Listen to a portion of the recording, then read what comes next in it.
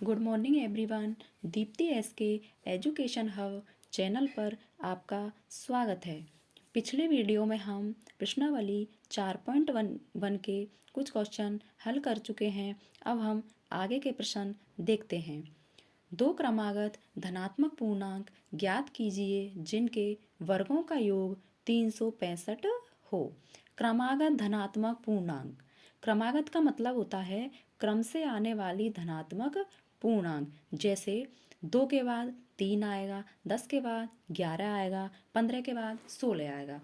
अब हमें नहीं पता कि ऐसे दो कौन से धनात्मक पूर्णांक है जिनके वर्गों का योग 365 होगा। इसलिए हम मानते हैं कि दो धनात्मक पूर्णांक x तथा x+1। x+1 क्यों लिया? क्योंकि किसी भी संख्या की अगली संख्या प्राप्त करने के लिए हमें उसमें एक जोड़ना होता है।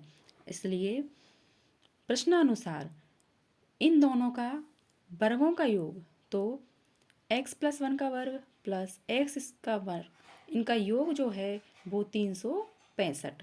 इसलिए हम जानते हैं कि a+b का होल स्क्वायर होता है a² plus 2ab plus b²। इसलिए x का square plus 2ab, 2 into x into 1, तो 2x आएगा, प्लस v², v का मतलब 1 का स्क्वायर तो 1 ही आएगा, प्लस x² बराबर 365।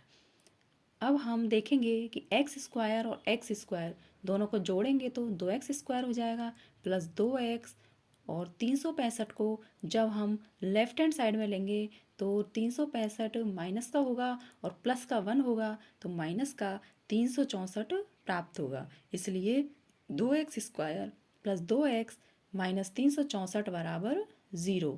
अब हम देखेंगे कि इस पूरी समीकरण को जब हम 2 से भाग देंगे तो हमें प्राप्त होगा x² प्लस x माइनस 182 बराबर 0। अब हम जो बीच वाला पद है x, इसको दो भागों में तोड़ेंगे, प्लस का 14x और माइनस का 13x।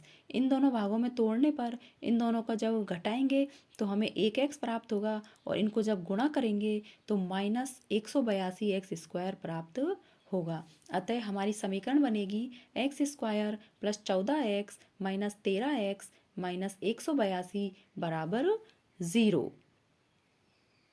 पहले दो पदों में x कॉमन लेने पर x bracket of x plus 14 minus इन दोनों में 13 कॉमन लेने पर 13 ब्रैकेट ऑफ x प्लस 14 बराबर 0। दोनों पदों में x प्लस 14 कॉमन लेंगे तो बचेगा ब्रैकेट ऑफ x माइनस 13 बराबर 0। इसलिए दोनों पदों को अलग अलग लेने पर x माइनस 13 बराबर 0, इसलिए x बराबर 13 तथा x प्लस 1 बराबर 14 मिलेगा। चूँकि हम x प्लस 14 बराबर 0 रखेंगे तो x का मान माइनस 14 प्राप्त होगा, इसलिए यह धनात्मक पूर्णांक नहीं है। अतः दो क्रमांक संख्याएं 13 और 14 ऐसी होगी जिनके वर्गों का योग करने पर हमें 365 प्राप्त होता है। अगला क्वेश्चन है, किसी समकोण त्रिभुज की ऊंचाई इसके आधार से 7 सेंटीमीटर कम है। यदि इसका कर्ण 13 सेंटीमीटर है तो अन्य दो भुजाएं ज्ञात कीजिए।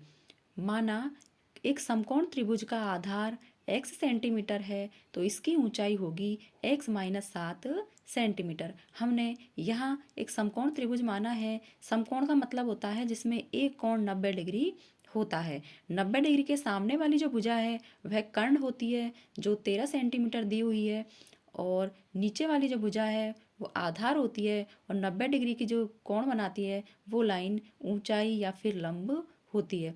इसलिए हमने माना था कि आधार x सेंटीमीटर है तो इसकी ऊंचाई इससे 7 सेंट कम होगी, 7 सेमी, तो इसका मान होगा x माइनस 7 सेंटीमीटर।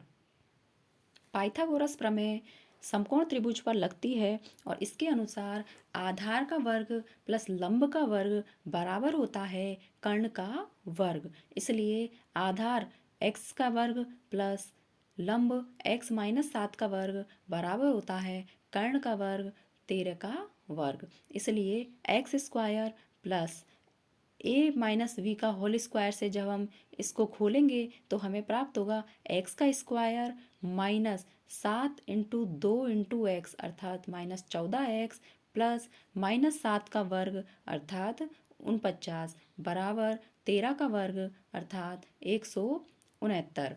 इसलिए एक्स स्क्वायर और एक्स स्क्वायर को जोड़ने पर 2x स्क्वायर प्राप्त होगा माइनस का 14x प्लस 49 माइनस 169 बराबर 0। इसलिए 2x स्क्वायर माइनस 14x और 49 और माइनस 169 को जब हम जोड़ेंगे तो हमें माइनस का 120 प्राप्त होगा बराबर का 0। अब हम इस समीकरण में 2 का भाग देंगे तो हमें प्राप्त होगा x square minus 7x minus 60 बराबर 0। -7x को 2 भागों में तोड़ेंगे तो -12x और प्लस का 5x प्राप्त होगा। इसलिए हमारी समीकरण बनेगी x square -12x plus 5x minus 60 बराबर 0। पहले 2 पदों में x कॉमन लेने पर x bracket of x minus 12 plus अंतिम 2 पदों में 5 कॉमन लेने पर 5 ब्रैकेट ऑफ x माइनस 12 बराबर 0। हम देखेंगे कि जब हम कॉमन लेते हैं तो जो ब्रैकेट वाले जो पद हैं वो हमेशा समान आते हैं और x माइनस 12 दोनों पदों में आया है तो x माइनस 12 कॉमन लेंगे तो हमारे पास बचेगा ब्रैकेट ऑफ x प्लस 5 बराबर 0। दोनों पदों को जब हम अलग अलग करेंगे तो x माइनस 12 बराबर 0, इसलिए x बराबर 12 तथा x प्लस 5 बराबर 0 तो x बराबर -5। अब हम जानते हैं कि किसी भी त्रिभुज की जो भुजा है कभी भी ऋणात्मक नहीं होगी, इसलिए x बराबर -5 का मान हम नहीं लेंगे, हम लेंगे x बराबर 12 का मान। अर्थात हमने माना था आधार x है, इसलिए इस समकोण त्रिभुज का आधार x अर्थात 12 सेंटीमीटर होगा और ऊंचाई हम जानते हैं कि ऊंचाई आधार से 7 सेंटीमीटर कम है, इसलिए 12 माइनस 7 अर्थात ऊंचाई हमें प्राप्त होगी 5 सेंटीमीटर।